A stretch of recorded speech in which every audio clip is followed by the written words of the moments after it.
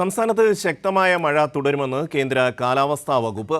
ഇന്ന് 5 ജില്ലകളിൽ yellow alert പ്രഖ്യാപിച്ചു. തിരുവനന്തപുരം മുതലപ്പുഴയിൽ മത്സ്യബന്ധന വള്ളം മറിഞ്ഞ് തൊഴിലാളി മരിച്ചു.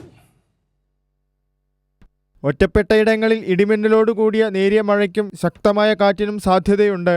മണിക്കൂറിൽ 40 കിലോമീറ്റർ വേഗതയിലുള്ള കാറ്റിനാണ് സാധ്യതയെന്ന് കേന്ദ്ര കാലാവസ്ഥാ വകുപ്പ് അറിയിച്ചു. ബംഗാൾ ഉൾക്കടലിനും ആന്ധ്രാ തീരത്തിനും മുകളിലായി സ്ഥിതി ചെയ്യുന്ന ചക്രവാത ചുഴിയുടെ സ്വാധീന ഫലമായാണ് ശക്തമായ മഴ തുടരുന്നത്.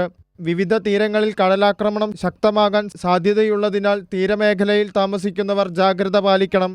മലയോര മേഖലയിലേക്കുള്ള രാത്രി സഞ്ചാരം പൂർണ്ണമായും ഒഴിവാക്കാനും നിർദ്ദേശമുണ്ട്. തിരുവനന്തപുരം മുതലപ്പുഴയിൽ മത്സ്യബന്ധന വള്ളം മറിഞ്ഞ് തൊഴിലാളി മരിച്ചു. അഞ്ചുതെങ്ങ് സ്വദേശി വിക്ടറാണ് മരിച്ചത്. മത്സ്യബന്ധനം കഴിഞ്ഞ് മടങ്ങി വരവെ അഴിമുഖത്തുണ്ടായ ശക്തമായ തിരയിൽപ്പെട്ട് വള്ളം തലകീഴായി മറിയുകയായിരുന്നു. News desk Kairali news.